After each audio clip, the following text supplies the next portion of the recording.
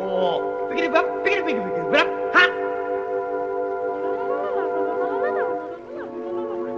Ano? Ako? Tanging tagapagligtas nyo? Eh, ano gagawin ko?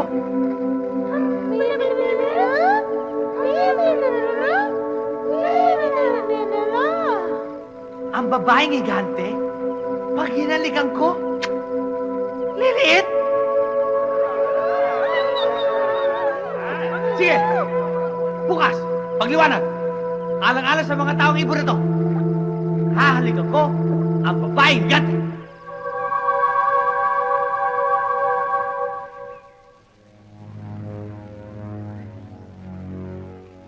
Ay? Oh? Nakikipising eh.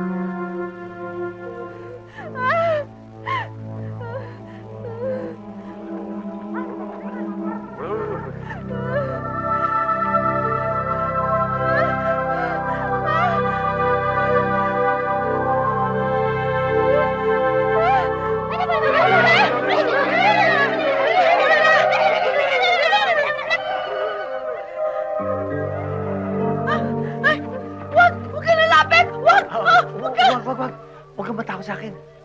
Huwag kang matakot sa akin. Kanina nga ako natakot sa'yo eh. Pero nung nakita na kita, napaniwala ko sa sarili ko sa mga sinasabi nila. Na ano? Ikaw pala isang Diyosa ng kagandahan. Di dapat katakutan. Dapat palang mahalin, ibigin at sambahin. Kaya nga naglakas loob akong halikan ka eh. Ikaw ang gumawa ng paraan para mawala ang bisa ng sumpa sa akin?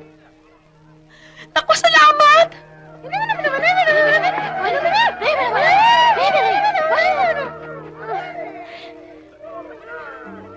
Sabi mo kanina, akong Diyosa ng kagandahan. Ngayon para sa akin, ikaw ang pinakamagandang lalaki sa balat ng lupa.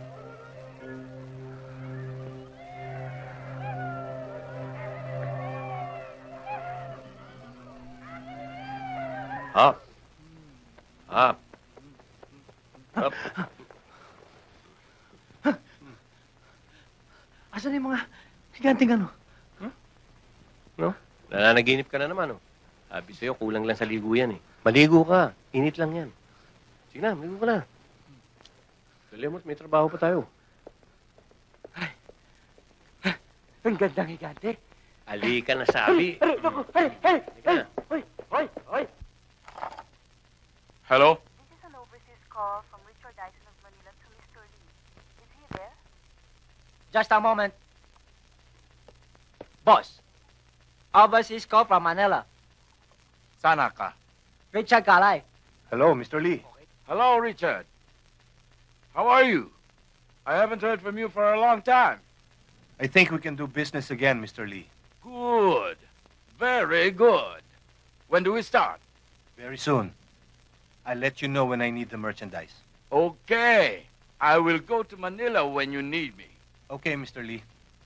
I'll call you and hope to see you soon in Manila, okay? Okay.